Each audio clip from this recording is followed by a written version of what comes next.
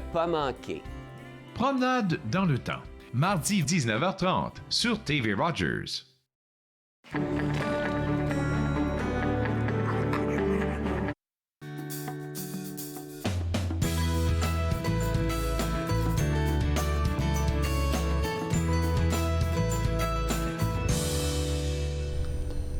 Bonjour et bienvenue à Entre nous, exclusivement sur les ondes de TV Rogers. Je suis Claude-Andrea Bonny. Je me ferai un réel plaisir de passer la prochaine heure avec vous. Aujourd'hui à l'émission, on va discuter de beaucoup de choses. On a notre chroniqueur Jean-Paul Moreau qui vient aujourd'hui nous faire découvrir une belle sélection musicale. On va parler de la compagnie de danse Tara Luz Danse. Et tout de suite pour commencer, ce pourquoi je suis très contente, c'est que j'ai avec moi l'animateur des matins, les matins uniques. C'est une émission présentée sur Unique FM. Et il anime cette émission de 6h à 9h. Moi, je me suis dit, 6h, 9h, pour moi qui ne suis pas du matin, comment il fait? Mais je pense que c'est la bonne humeur, ta bonne humeur qui définit cette émission parce que tu me l'as transmise là juste avant le show. Oui, le matin, quand je me lève, je suis peut-être pas le plus... comment dire? Le plus joyeux? Pas le plus joyeux, mais le plus... allumé, le plus réveillé. Ça me prend quand même un certain temps. Je me lève vers 4h15, 4h30. Puis là, à la station, un petit café le matin, puis là, on part. Parce que quand tu arrives à 6h, tu le sais, tu peux pas commencer une émission en disant « Ouais, bonjour, comment ça va? J'ai pas dormi d'assez. » Non, faut être joyeux. Bonjour, bon matin. Faut partir comme ça. Et puis, je pense que c'est ça qui fait la force. C'est la bonne humeur, la joie que j'ai à faire cette émission-là. Même si je suis pas quelqu'un de matinal à la base, je me suis habitué avec le temps. Là. Bon, ça fait un petit peu plus que 6 mois que je suis là. Puis j'avais quand même un autre emploi quand j'ai commencé, donc je travaillais beaucoup d'heures. Donc le matin, quand j'arrivais à 4h30, 5h, disons qu'il fallait se forcer, se donner le coup de pied pour se lever. J'imagine, les matinales, pour moi, c'est quelque chose qui est... les animateurs qui animent les matinales, je les respecte. Pourquoi? Parce que tu viens de le dire, hein, tu vas pas commencer à faire les... Bonjour, ouais, j'espère que vous allez bien dormir. Non, il faut que tu apportes du punch. Et je me dis, pour avoir ce punch-là, malgré les défis de la vie, je sais pas comment toi tu fais. Écoute, je me pose des questions à savoir si je suis pas TDAH et que l'hyperactivité se manifeste de cette manière-là. Parce que je me vois aller et souvent des gens disent, même mes anciens collègues à la télé me disaient, t'as de l'énergie pour 4. Il faut, j'en ai fait un métier, il faut que je donne le 110. On n'a pas le choix de le donner. Puis avec les gens, mes collaborateurs aussi, dans mon émission, c'est vraiment très intéressant de voir aussi leur bonne humeur, puis même moi, je vais te dire, des fois à 7h10, j'appelle quelqu'un et je me demande, mon Dieu, Seigneur, combien ça fait de temps que tu es debout? Parce que les gens sont très allumés. Je pense à mon chroniqueur voyage, Eric, qui est très comme, bonjour, comment ça va? Même si c'est sur le décalage horaire, tout ça. Ça fait que ça fait des émissions qui touchent les gens, je pense, avec un paquet d'aspects. Notamment, on parle de famille. Ce matin, je parlais de famille, je parlais de voyage, j'ai parlé d'histoire. Donc, on couvre beaucoup d'intérêts des gens. Puis c'est ça qui fait que l'émission, touche tout le monde, finalement. Est-ce que c'est une émission qui existait avant? Parce que je sais pas trop. Moi, j'ai repris le concept de Denis Chénier, qui était là en intérim l'automne passé, quand je suis arrivé au mois de février. Donc, le concept était déjà établi. Okay. Et puis, j'ai amélioré... pas amélioré... mais j'ai apporté ma couleur. Ma couleur.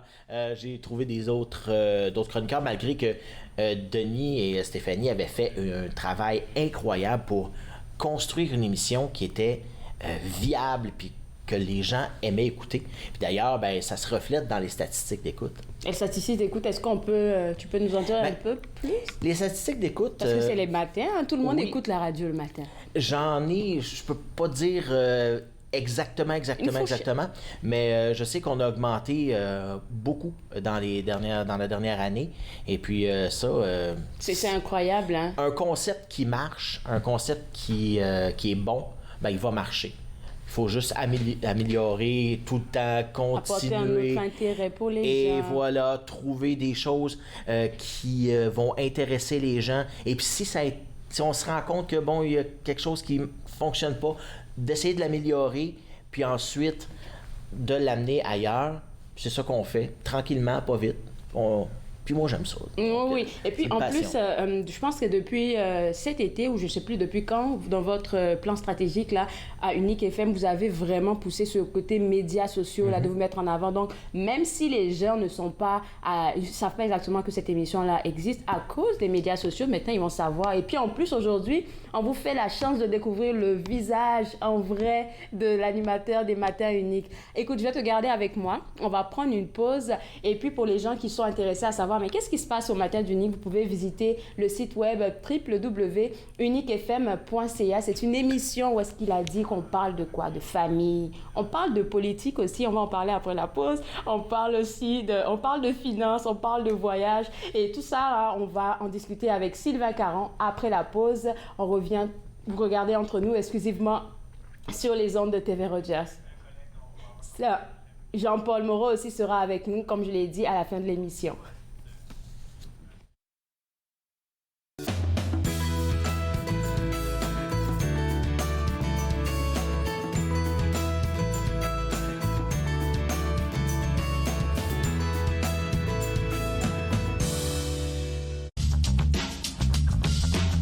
Cette émission est présentée par Télé Élan. Vous êtes enfin aux commandes.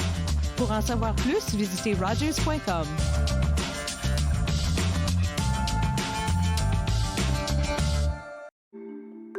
Mettons que ma jeunesse n'était pas sans drogue. Je dis quoi, mon ado? J'aimerais qu'il vive sa jeunesse sans avoir peur de me parler de drogue. C'est possible? Choisir de vivre sa jeunesse sans aucune drogue, est-ce que c'est utopique? Des questions au sujet des jeunes et de la drogue. Jeunesse sans drogue, Canada. Ce ne sont pas les plateaux lourds ou le rythme rapide qui rendent la tâche difficile. Ce n'est pas le rythme effréné des demandes des clients. Ce n'est pas le patron qui vous demande de travailler un autre quart de travail à cause d'une collègue malade. Ce qui est difficile, c'est quand vous réalisez qu'un client a atteint sa limite d'alcool et que vous devez prendre la décision de refuser de le servir. Refuser de servir de l'alcool, ce n'est pas personnel, c'est la loi. Merci aux serveuses et aux serveurs de l'Ontario qui s'acquittent de leurs tâches difficiles. Nous savons que ce n'est pas facile, mais nous comptons sur vous pour assurer notre sécurité.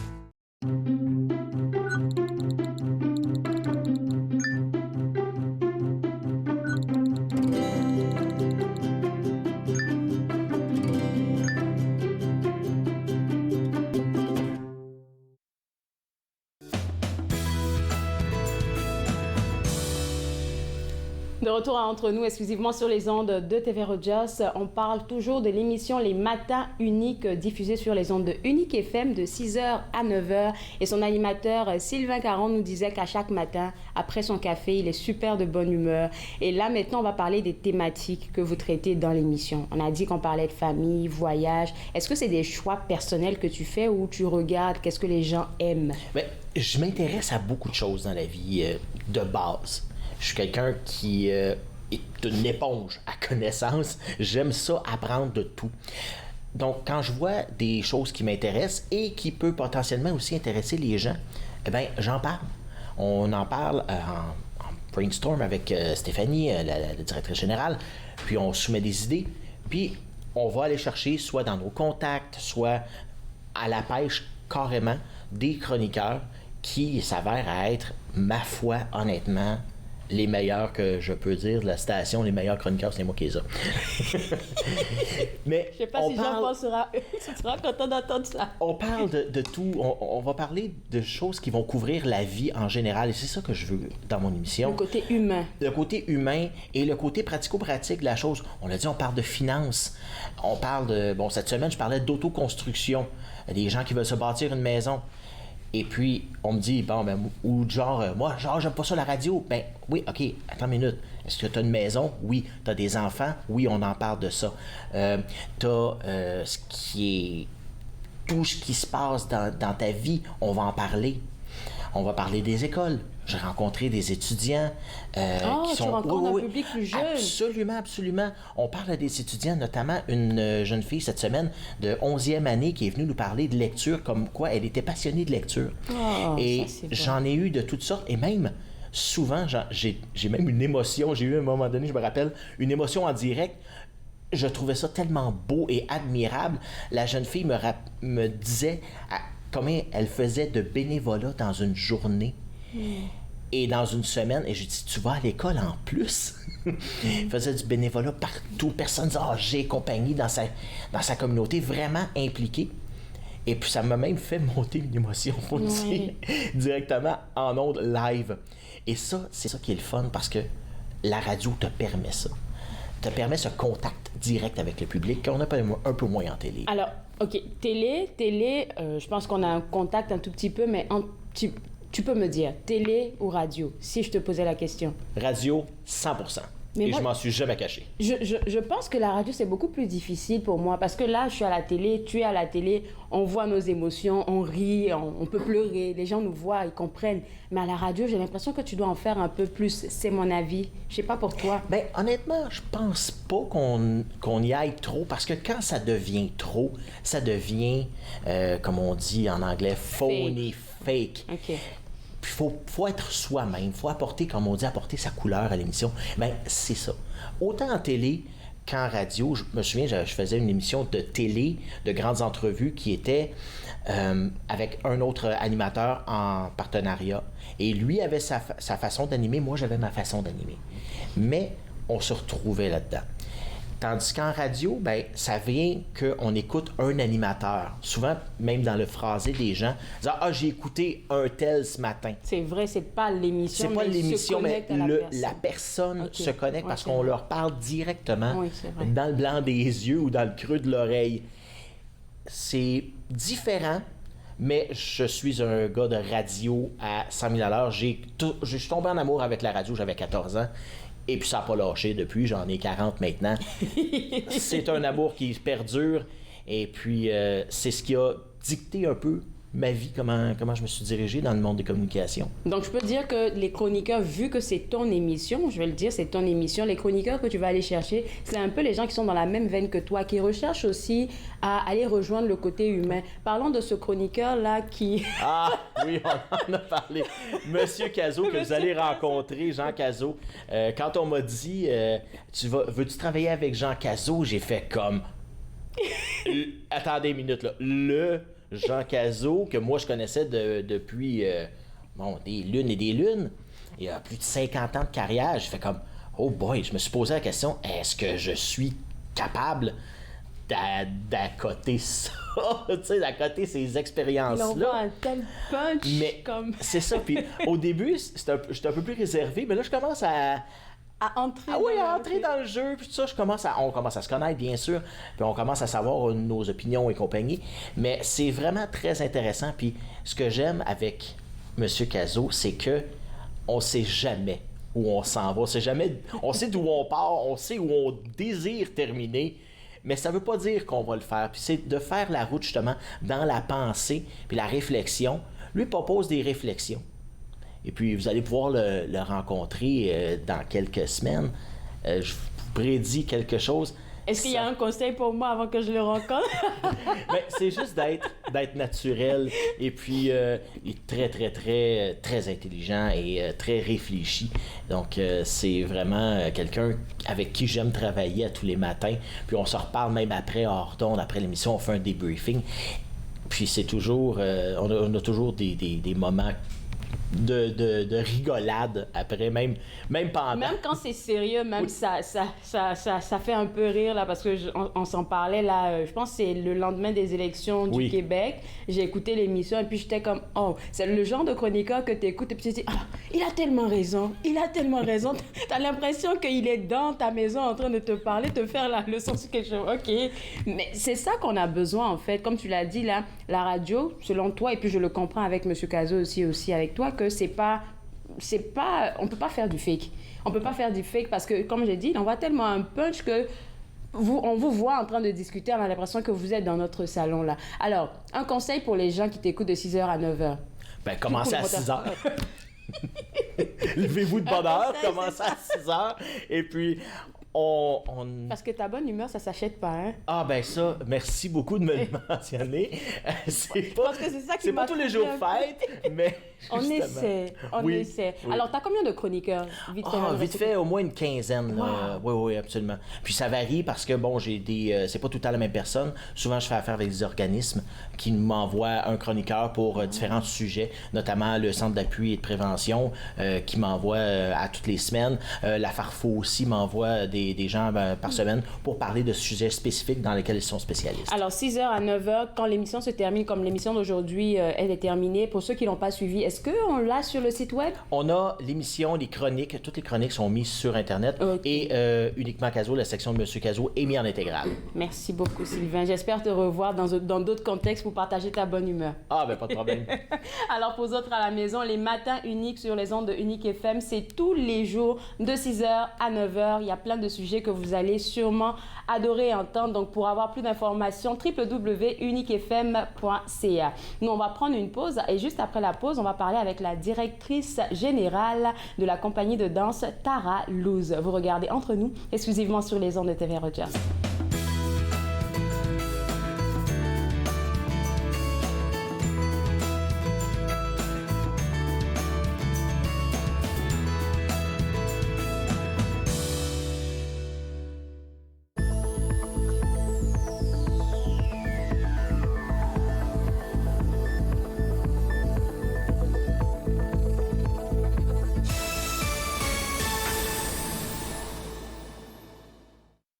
Je m'appelle Chef Marc Miron et je vous invite chaque semaine dans ma cuisine. Je vous ferai découvrir des recettes, des plats, des techniques provenant du monde entier. C'est à ne pas manquer.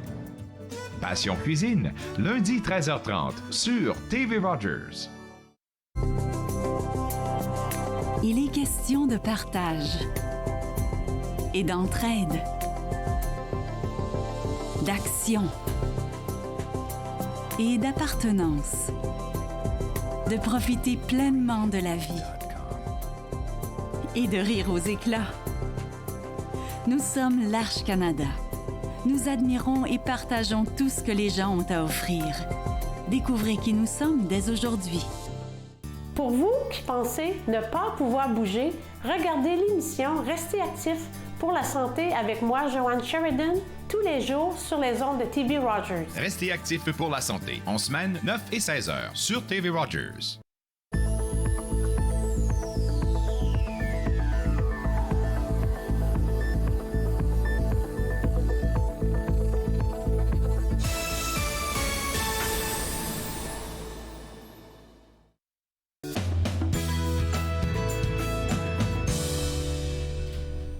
De retour entre nous exclusivement sur les ondes de TV Rogers, on va partager avec vous une très bonne nouvelle qui nous vient de la compagnie de danse Tara Luz. Et pour en parler, la directrice artistique et générale Annick Bouvrette. Et Annick, très bonne nouvelle qu'on va garder pour plus tard, pour que les gens puissent rester avec nous. Mais en tant que directrice artistique, j'ai envie qu'on parle de l'art, de la place de l'art dans votre vie à vous déjà. Oui. Mais moi, l'art, écoutez, c'est la créativité, c'est l'innovation. Nous, à Tara Luz Danse, on travaille beaucoup avec les jeunes.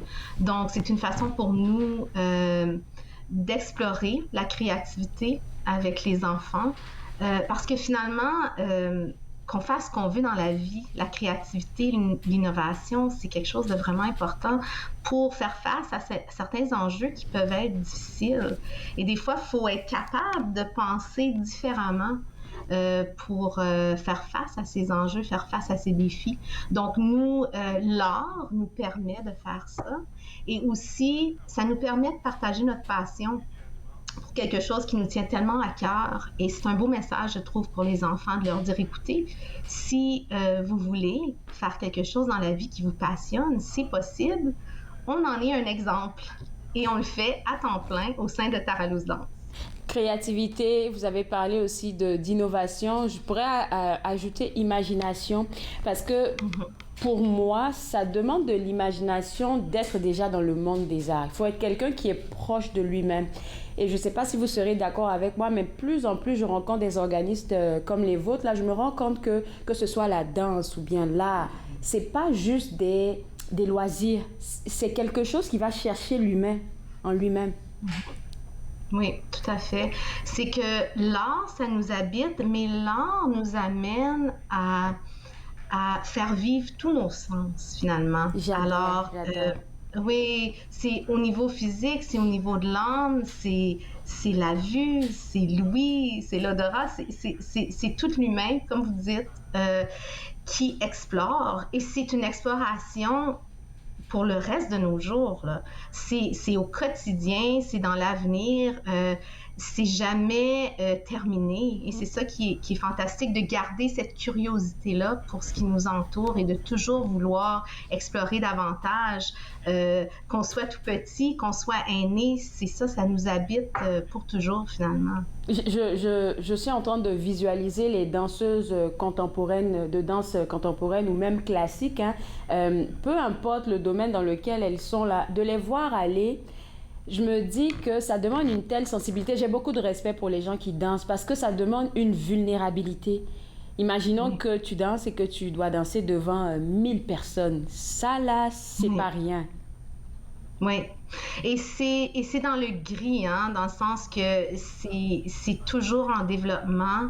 Et aussi, ce qu'on dit aux enfants quand on va dans les écoles et on travaille avec eux, c'est que avec l'art, il n'y a plus d'une bonne réponse. Alors, on est toujours à la recherche. Et ce qui est fantastique, c'est que toi, tu peux le vivre d'une certaine façon, tu peux avoir une réponse et la personne à côté de toi peut le vivre autrement et peut avoir une autre réponse qui est aussi valable et valide. Et ce qu'on aime beaucoup en danse, c'est beaucoup un travail de collaboration, beaucoup un travail d'équipe. Non seulement en danse, mais l'art est comme ça aussi. Et puis d'expression.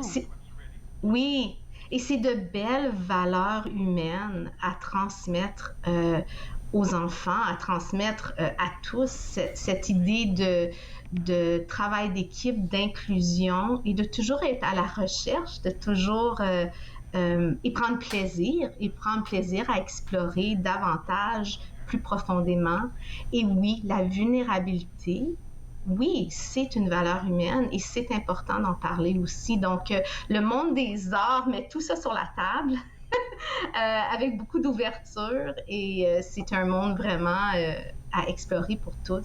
J'aime beaucoup le fait que vous soyez donné comme point d'honneur d'amener les jeunes à aimer la danse, à venir découvrir qu'est-ce que vous faites dans votre compagnie de danse, parce que je ne sais pas, ils sont de quel âge, les jeunes que vous prenez, peut-être 14, 15 ans. À cet âge-là, ils sont en plein questionnement, manque de confiance en soi. Il y a un gros développement personnel qui doit se faire. Et puis, je me dis que la danse peut venir comme un appui. Ça a l'air de quelque chose de ludique, mais ça peut être un outil pour les aider à prendre plus confiance en eux, comme on a mentionné tantôt. Oui, puis je pense que c'est aussi de prendre conscience de son propre corps en mouvement, oui. Parce qu'on est en mouvement tous les jours. Alors, nous, en tant que danseurs, on pousse ça à l'extrême parce que c'est notre mode de communication. Mais vraiment, comme moi, je suis en train de bouger pendant que je parle. Même toi, aujourd'hui, tu t'es déplacé pour aller au studio, tu étais en mouvement. Et je pense qu'on oublie cette notion-là que finalement, le corps doit aussi être en mouvement pour exister. Et donc, oui, autant pour les ados, c'est une façon pour eux de prendre conscience de leur corps. Les enfants aussi, parce qu'on travaille quand même avec des enfants aussi jeunes qu'à la maternelle. Oh, et c'est cette idée... oui, on fait vraiment toute la gamme.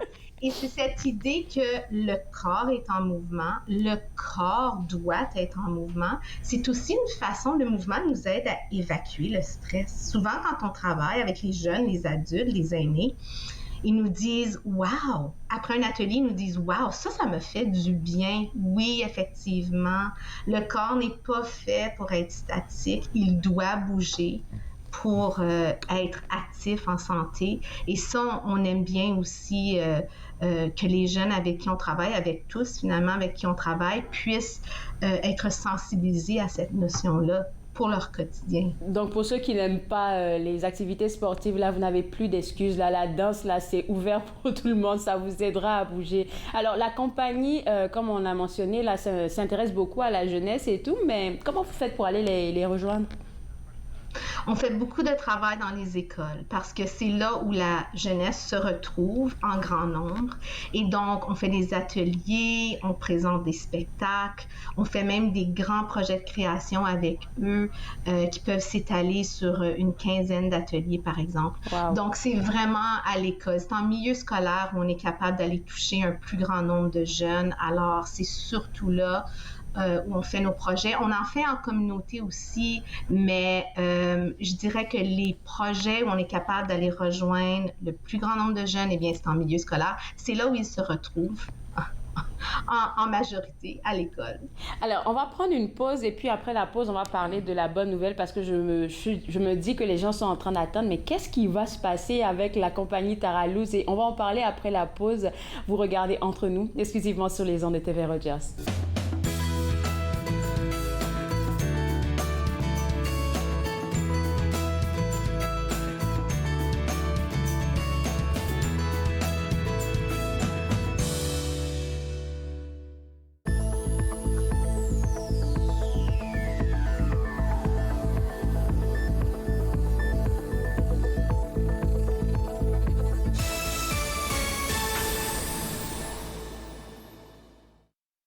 Ici Jean-Marie Vianney. À chaque semaine, je vous ferai découvrir des personnalités provenant de différents milieux. Ils vous exposeront leur point de vue sur de nombreuses facettes du multiculturalisme dans notre région. Vivre ensemble, lundi 19h sur TV Rogers. Puis, c'était le fun?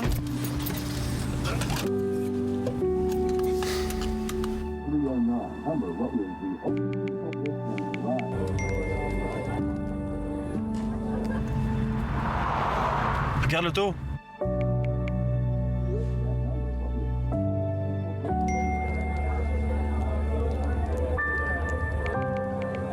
C'est pas celle-là dont tu me parlais l'autre fois?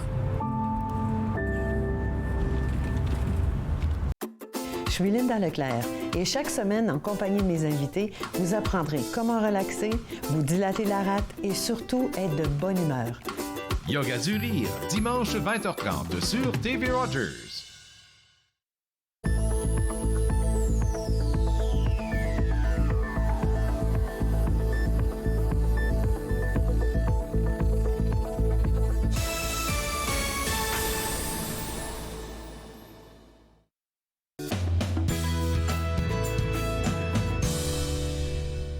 De retour entre nous, exclusivement sur les ondes de TV Rogers, on s'informe sur tout ce qui se passe dans la compagnie de danse Taralouse Danse avec la directrice artistique et générale Annick Bouvret qui nous partageait sa passion et aussi la mission de la compagnie de danse. J'ai adoré tout ce que vous avez mentionné parce que ça rejoint l'humain. Puis là, maintenant, on veut partager avec les gens une très bonne nouvelle. Vous avez reçu des sous, des fonds de la Fondation Trillium de l'Ontario et ça vous a servi à faire beaucoup de choses. Oui, tout à fait. Alors, avec la pandémie, bien sûr, on s'est transformé. On a regardé à la compagnie comment on pouvait quand même exister, faire des projets en virtuel. Mais grâce à une subvention qu'on a eue de la Fondation Trillium de l'Ontario, du Fonds développement des collectivités, c'est qu'on a eu la chance de regarder à l'avenir et voir comment on pourrait exister une fois qu'on recommencerait les activités en présentiel, ce qu'on voulait faire, bien sûr. Et cette subvention-là nous a permis de se regrouper en équipe et de voir comment on pourrait développer une nouvelle programmation artistique où le mode présentiel et le mode virtuel pourraient coexister ensemble au cœur de la programmation artistique. Et ça a été vraiment fantastique parce qu'on a pu embaucher du nouveau personnel et on a pu vraiment réfléchir à ce que ce serait ce nouveau modèle hybride et comment on pourrait le faire vivre sur le terrain. Et donc, cette période d'incubation a été vraiment intéressante, vraiment fascinante. Et là, on a pu développer de nouveaux projets en virtuel.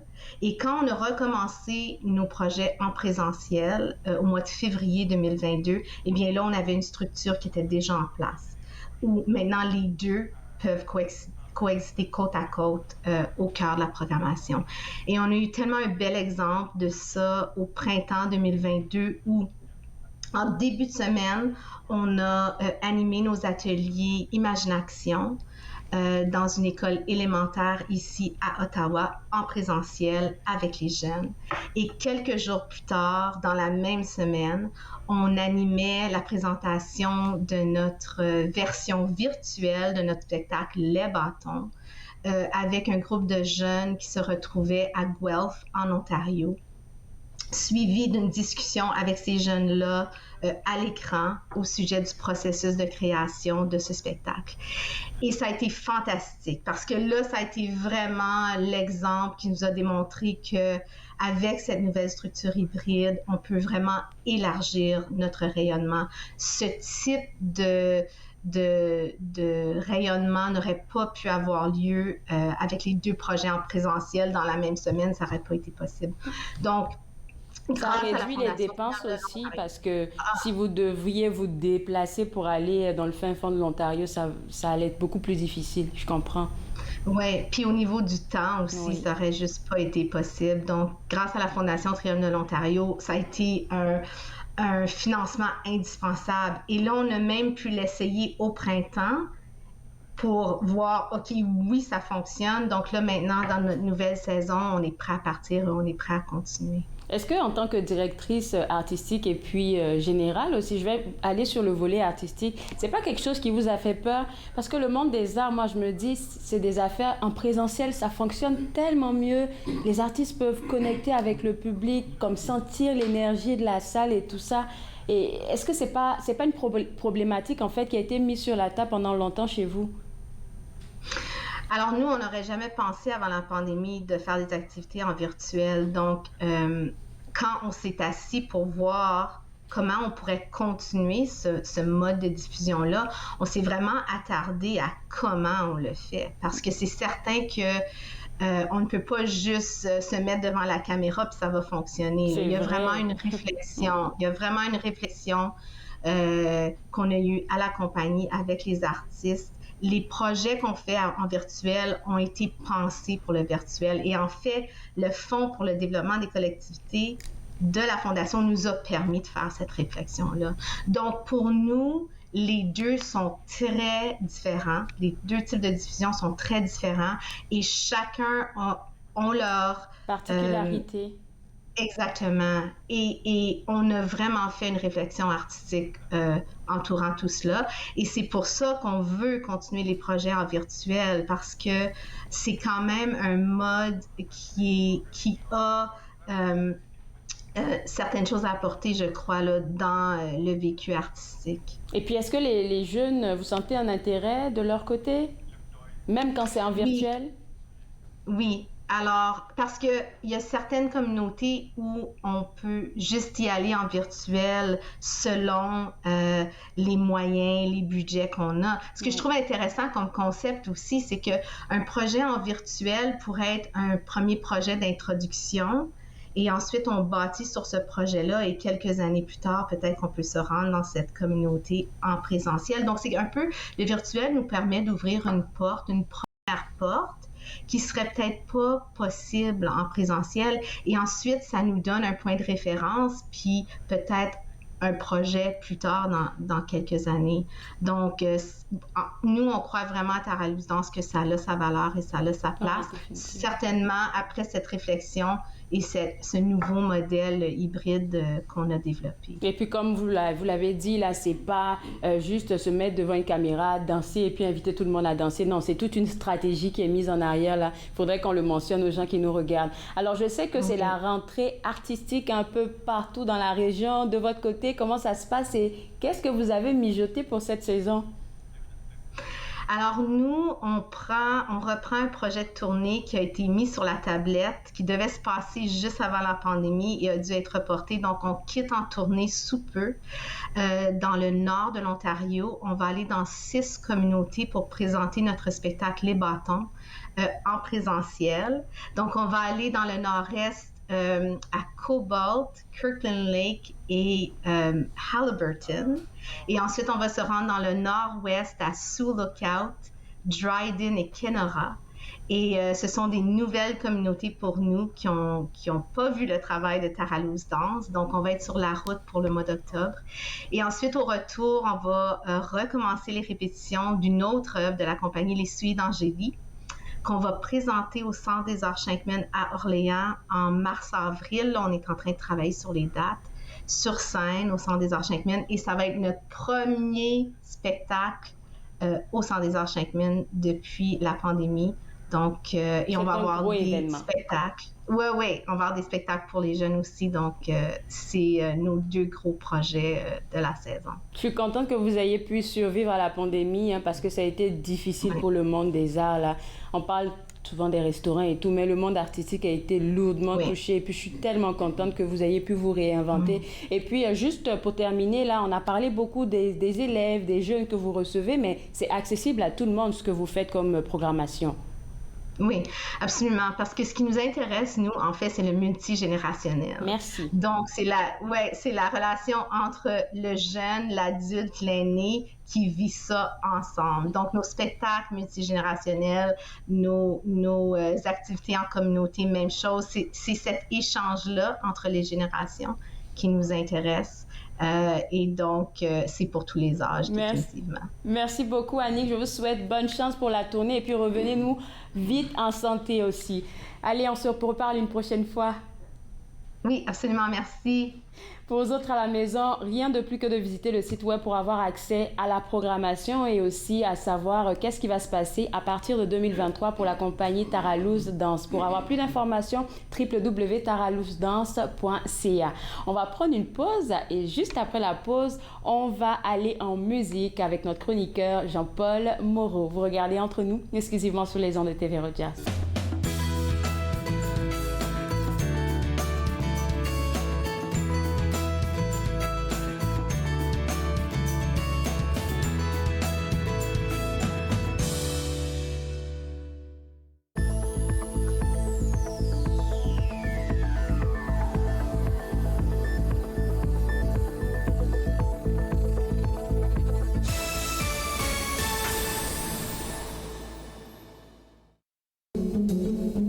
My name is Chase Nicholas. Je m'appelle Chase Nicholas. Je suis Micmac et je joue au hockey.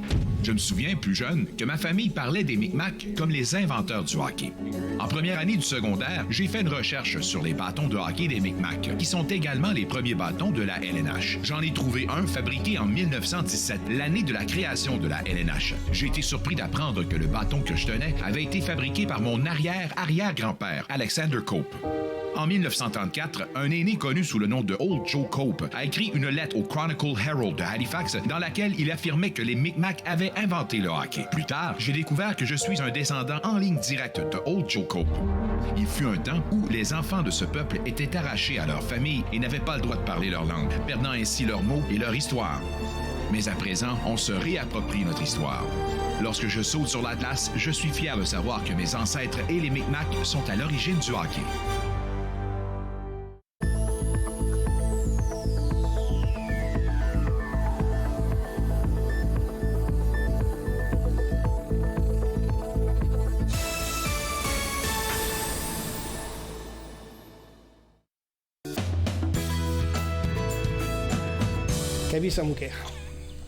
De retour entre nous exclusivement sur les ondes de TV Rogers. Je suis avec Jean-Paul Moreau et on va parler musique. Il a une très belle sélection, comme d'habitude, hein? Puis c'est notre première chronique de la saison. Hey, on se retrouve après 2 ans et demi face à face. Oui. Soyons bénis, soyons bénis. On a survécu. Ah, on a survécu, effectivement. Mesdames, messieurs, vous ne pouvez pas savoir combien c'est important de se retrouver les yeux dans les yeux. Oui, définitivement. Alors, effectivement. La belle sélection, on va commencer par un artiste qui m'intrigue et je sais que toi, moi, j'adore. Tu l'adores parce que... Oui, ben, j'adore Christian Diohoussou, qui est le R premier. J'espère que vous en avez entendu parler parce que, justement, c'est un artiste de la région qui construit des choses. Il prend du temps. Il prend beaucoup de temps à faire ces choses, mais c'est fignolé, c'est inspiré, c'est vraiment professionnellement produit. C'est vraiment beau aussi, c'est très mélodique. Et je dois avouer que... il a 3 albums présentement à son actif. Il y a Mactob, il y a Le Cœur de Pion, bien sûr, et le tout dernier, Détour. Il y a toujours dans ses textes des jeux de mots à double sens. Et ça, c'est la première chose qu'il faut signaler. C'est un compositeur qui vraiment réfléchit des deux côtés de la médaille, des deux côtés du miroir. Ça, c'est très intéressant de pouvoir... Je l'appelle l'hypersensible parce qu'il est... Aussi. Quand il parle ou bien qu'il chante, là, t'as l'impression que, en tout cas, il y a quelque chose. Oui, absolument. Tout à fait. Non, je suis tout à fait d'accord avec toi là-dessus. Et d'ailleurs, on voit l'évolution de son écriture depuis Maktub jusqu'à maintenant, des tours. C'est vraiment très intéressant de faire l'exercice. Et donc, si tu me permets une petite plug, je l'ai reçu à Unique FM et à Culture Géniale, bien sûr. Et évidemment, j'ai fait la revue de ces 3 albums avec lui au niveau de l'écriture des textes. C'est pour ça que je peux en parler un tout petit peu. Et donc, c'est vraiment très, très, très, très bon. Ce qu'il fait, et c'est la grande différence de cet album-ci par rapport au premier ou encore à Cœur de Pion, c'est qu'au niveau de la guitare, pour commencer, c'est d'une richesse et d'une sonorité vraiment, vraiment très intéressante. Et au niveau des arrangements vocaux aussi, il a mis de l'emphase cette fois-ci sur justement les accents des voix. Et ça, c'est intéressant aussi. Des choristes ou lui-même? Pas nécessairement de lui-même en écho ou encore des voix avec d'autres personnes aussi, effectivement. C'est vraiment très intéressant, le mariage des voix, ce qu'il n'avait pas fait jusqu'à présent. L'autre chose qui est très remarquable de cet album des tours, d'ailleurs, des tours. On peut faire le jeu de mots, évidemment. Donc, ce qui est très remarquable aussi, c'est qu'il a ajouté une espèce de fond musical synthétisé. Et ça ajoute... C'est quoi ça? C'est du synthétiseur, des sons de synthétiseur et de la musique de synthétiseur. C'est vraiment très, très intéressant. C'est pas de la grosse musique en background, comme on dit. C'est vraiment subtil, mais ça vient... Comment dirais-je? Marier le tout. Oui, ça vient marier le tout, vraiment donner une ambiance vraiment très, très exceptionnelle. Sur l'album, on retrouve Petit Prince, évidemment, qu'il avait d'ailleurs donné la première fois, il y a 2 ans ou à peu près, à l'ancienne cabane du Musée au Parc Vanier, d'ailleurs. C'est là qu'il l'avait lancé en tout premier. Et ensuite de ça, on retrouve donc Le Petit Prince. On retrouve évidemment aussi Douce Soda Thé. Intéressant à écouter, bien entendu. Et on retrouve la seule vidéo qui vient tout juste de sortir, ou à peu près, de cet album-là. Il y en aura d'autres. Évidemment, Himalaya. Et je pense qu'Himalaya, ce qu'on va entendre, l'Himalaya, c'est vraiment la nouvelle avenue pour le R premier. Je pense qu'on pourrait peut-être écouter ça. Vous allez voir, faites attention à la guitare, faites attention aux voix et à la mélodie. Vous allez voir, c'est très intéressant. En plus des textes, évidemment, on va écouter. Les fleurs de l'espoir sont comme des montagnes, comme l'Himalaya.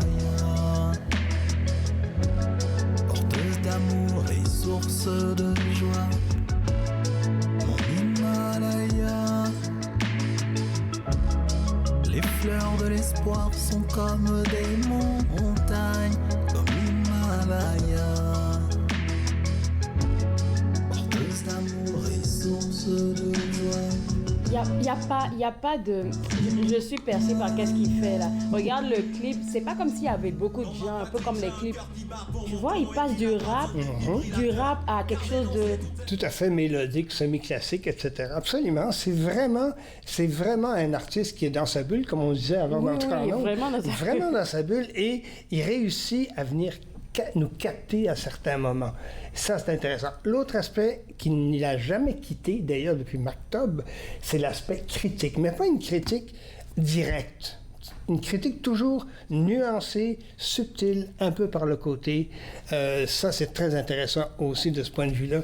Il me fait penser de ce point de vue-là au niveau de la poésie et de l'écriture à Boris Vian. Boris Vian qui, lui, va aussi aller par le chemin de côté pour arriver à quelque chose. Michel Rivard est un peu de ce style-là. Richard Seguin, dont on va parler, c'est un peu de ce style-là aussi, justement. Pas des attaques, comment je dirais, des franches, choses qui poussent à la réflexion de la personne. C'est exactement ça. Par le côté, puis écoutez ce que je vous dis, parce qu'il y a quelque chose en arrière. C'est vraiment très, très intéressant pour le R premier. En tout cas, j'adore cet album-là. Je vous invite, bien sûr, à l'écouter et à le découvrir. Et on va le recevoir. Tant mieux. Moi, je te souhaite beaucoup de plaisir avec lui en face. Définitivement. On va passer à notre deuxième artiste, Alexandre Béliard. Oui, Alexandre Béliard, il s'est spécialisé, pour ceux et celles qui ne s'en souviendraient pas, c'est un auteur, compositeur, interprète qui a décidé de mettre de l'avant des personnages de l'histoire canadienne, québécoise, franco-ontarienne, ancienne, nouveau, présent, passé, etc. Il en est rendu à son 8e tome, donc Légende d'un peuple, c'est sous le vocable de Légende d'un peuple, c'est le 8e tome qui vient tout juste de sortir. Le 7e tome est sorti en 2021 durant la pandémie, alors on sait à quoi est-ce qu'il a travaillé durant la pandémie dans son studio, bien sûr. C'est très intéressant aussi celui-là parce que c'est un des premiers, comme probablement le 9e et le 10e, parce que le cycle de Légende d'un peuple, c'est une dizaine d'albums consacrés à ça, peut-être plus, peut-être moins, mais en tout cas, il y en a au moins, au point de départ, c'était une dizaine d'albums. Et donc, ce qui est très intéressant, c'est que dans cet album-ci, le 8, il s'est accordé le plaisir, si je peux dire, de parler de gens très contemporains. Des anciens, Pontiac, Marie Pantalon, par exemple, mais aussi des gens extrêmement de notre époque. Je pense à GSP, Georges Saint-Pierre. OK? Imagine-toi, il a fait une chanson sur Georges Saint-Pierre. À ma connaissance, dans le répertoire francophone, il n'y en a pas une autre. Alors, donc, c'est déjà intéressant de ce point de vue-là. Il a fait quelque chose sur Gilles Vigneault aussi, par exemple, dans cet album-là. Il a fait quelque chose aussi sur Claude Gauvreau. Claude Gauvreau aussi, par exemple. C'est très intéressant de voir aussi comment est-ce qu'il l'aborde, parce que Claude Gauvreau, c'est un poète extrêmement important, mais son approche de la poésie est vraiment un peu, comment je dirais, sévère. Ouais, on pourrait dire sévère de cette façon-là. Pas du tout critique comme Gaston Miron, mais en tout cas, peu importe. Toujours est-il que, donc, il a apporté quelque chose de différent de ce point de vue-là avec cet album-là. Mais moi, je ne vous emmène pas dans le 8e album, parce qu'il n'y a pas encore de clip de disponible, alors je ne pourrais pas vous le présenter. Okay. Mais entre l'album 7 et l'album 8, ce qu'il a fait, Alexandre Billiard, il a fait une tournée des Amériques. Il est donc parti en voyage et il s'est retrouvé en Louisiane. Et c'est très symptomatique. Zachary Richard, qui vient de la Louisiane, vient en Amérique du Nord, au Québec et en Ontario, etc., pour nous parler de la Louisiane.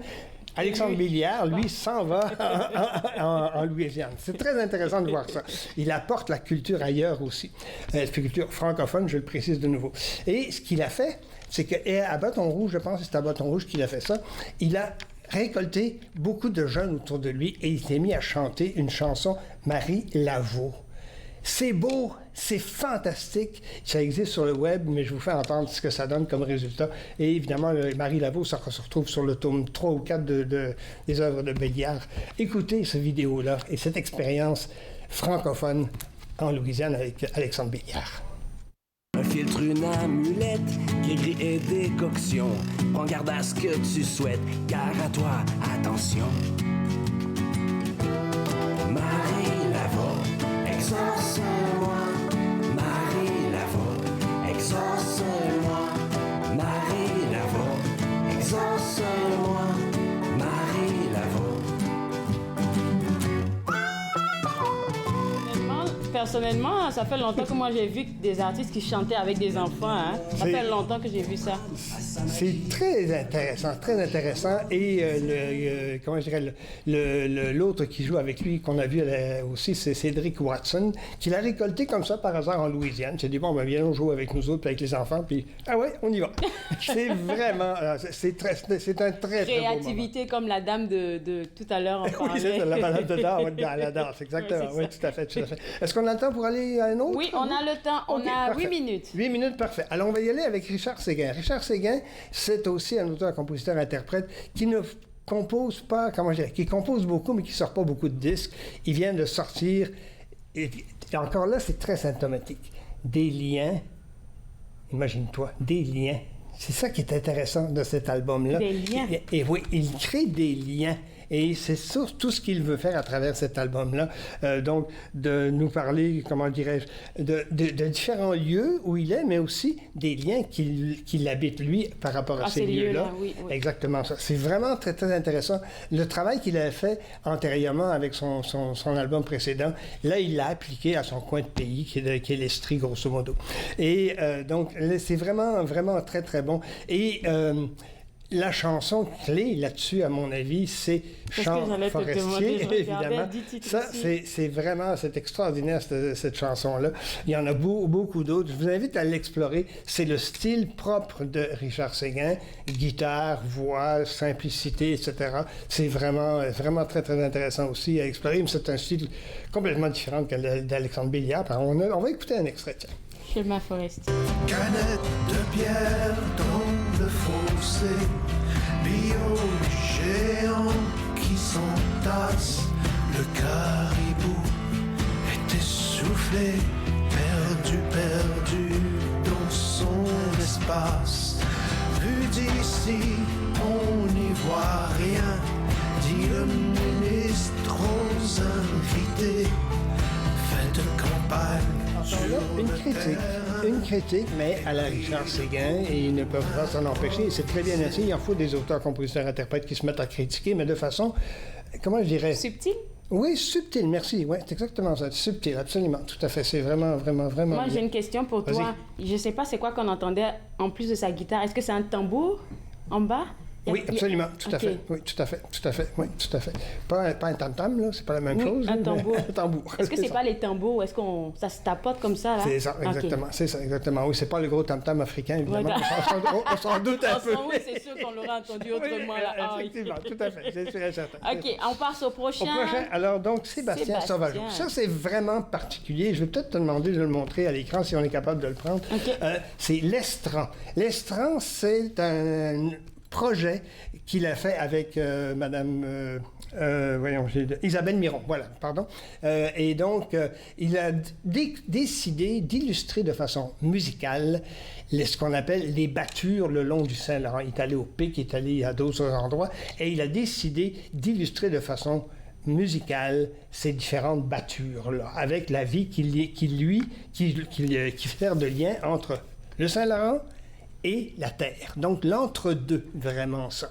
C'est très, très intéressant. C'est un peu exploratoire comme musique, mais vraiment, c'est très intéressant. Et ce qu'il y a d'intéressant dans le livre, c'est que dans le livre, on a non seulement les textes, mais d'Isabelle Miron, bien sûr, mais on a aussi les parties musicales. Alors, si on veut rejouer un petit extrait soi-même et qu'on est capable de lire la musique, ça, oui. on peut retrouver ça, bien sûr, avec les images, avec les photos, etc., et en plus avec la musique.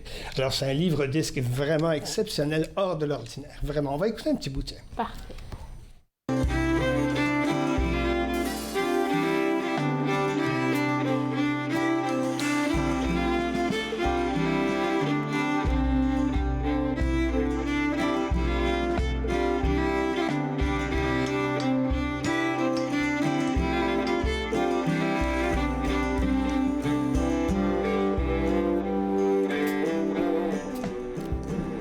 Penser à des voyages. Absolument, tout à fait. Et ce qui est intéressant, je ne sais pas si tu as noté, ce qui est intéressant, c'est qu'il allie à la fois la musique un peu traditionnelle, le violon, il allie la musique un tout petit peu exploratoire aussi. C'est pas tout à fait de la musique atonale, mais c'est une musique hors du mainstream, pardonnez-moi l'expression, mais c'est vraiment ça. Et en même temps, il y a une touche de classicisme là-dedans aussi. Alors vraiment, les trois styles, il a réussi à les intégrer dans cette composition musicale-là. C'est vraiment très beau. Évidemment, c'est pas un palmarès, c'est évident, c'est sûr et certain, mais si on veut trouver quelque chose de différent au niveau de la composition instrumentale, absolument. Sébastien Sauvageau, absolument, tout à fait. 3 minutes, il nous reste. Il nous reste 3 minutes, bien parfait. Je vais en profiter tout de suite pour sauter dans l'album de Corsou. Corsou, c'est le 2e volume de Mesou Mesou. C'est un compositeur qui vient du sud de la France, bien sûr, et il a décidé de sortir, et c'est des voix corses. Quand on dit les voix corses, là, c'est comme les voix bulgares, ça sonne bien, c'est plein d'émotions, c'est plein d'âme.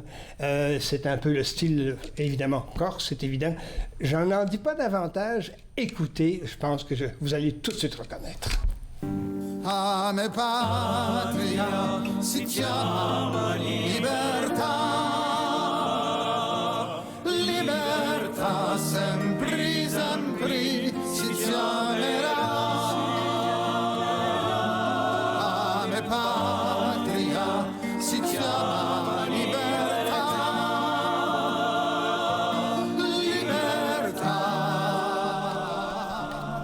libertà. Et ça s'intitule « À ma patria ». C'est exactement ça. Très, très bel album. Il y a des voix simples là-dedans, des voix de cœur, enfin, à explorer si vous voulez vraiment vous retrouver dans un univers complètement à part. C'est évident. Je vais sauter le prochain extrait, monsieur le réalisateur. On va sauter le prochain pour aller à Julie Aubé. Julie Aubé, parce que encore une fois, et là, les gens vont me retrouver, c'est le style Bob Dylan, Joan Baez, Johnny Mitchell, qu'elle a réussi à aller chercher, mais qu'elle a adapté au domaine très, très contemporain. La voix aussi est très symptomatique de l'époque de Bob Dylan.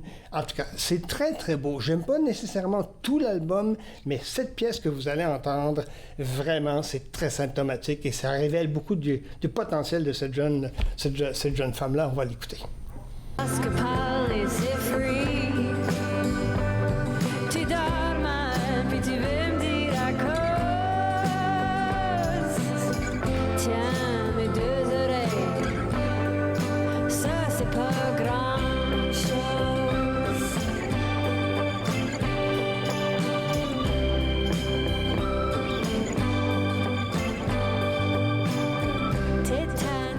C'est ça que je te disais, c'est rafraîchissant, Jean-Paul. Absolument, hein? C'est vraiment intéressant ce qu'elle fait. Et je dois avouer que quand j'ai eu ça dans les oreilles, je me dis, oui, ça c'est... Il y a du potentiel là, c'est vraiment... ça me plaît beaucoup. Merci beaucoup, Jean-Paul, pour cette belle sélection. Et puis j'ai hâte à notre prochaine chronique. Et on va parler, entre autres, de Daniel Lavoie cette fois-là. Parfait, on se voit le mois prochain. Parfait. Alors nous, on revient juste après la pause. Regardez Entre nous, exclusivement sur les ondes de TV Rogers.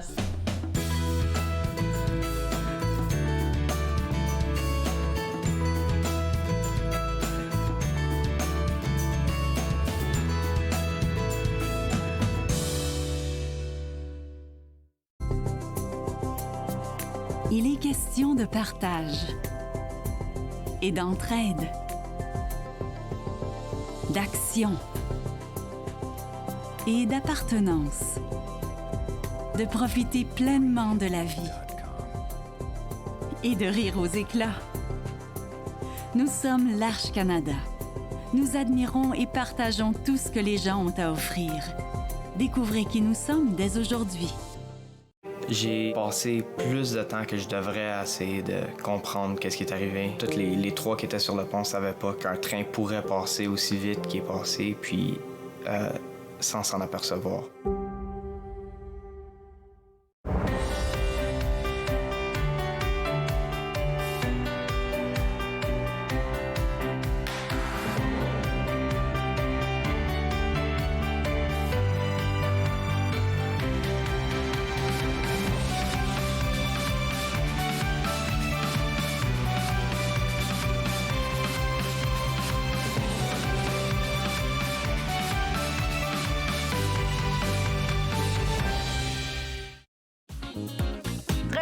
Nathan Barle est de retour en studio, en présentiel pour la 22e saison.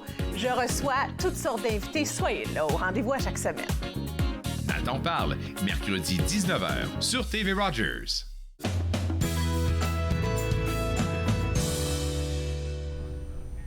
De retour Entre nous, exclusivement sur les ondes de TV Rogers. Je viens de terminer ma chronique avec Jean-Paul Moreau et il me charge de vous dire qu'il vous invite ce dimanche de 13h à 17h pour écouter son émission diffusée sur les ondes de Unique FM qui s'appelle Culture Géniale. Il y a plein de sujets qui seront traités là-bas. Vous connaissez Jean-Paul, donc www.uniquefm.ca. C'est le site web à visiter pour avoir accès non seulement à l'émission de Jean-Paul, mais aussi à l'émission de tous les matins de 6 à 9h qui s'intitule Les Matins Uniques.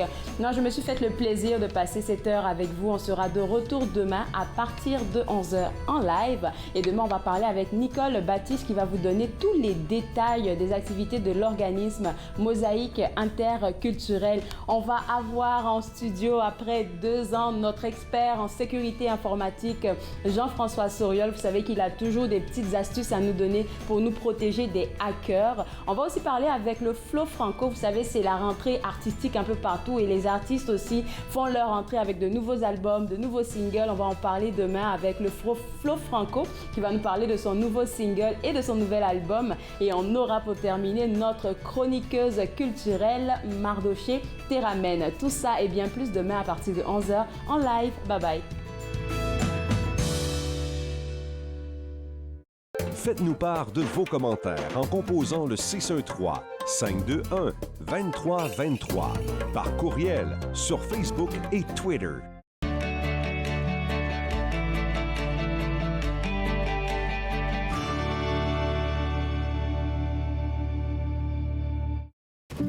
Puis, c'était le fun?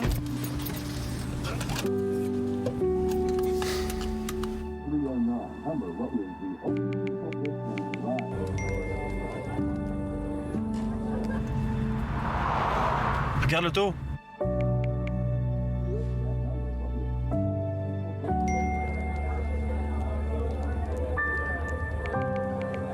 C'est pas celle-là dont tu me parlais l'autre fois?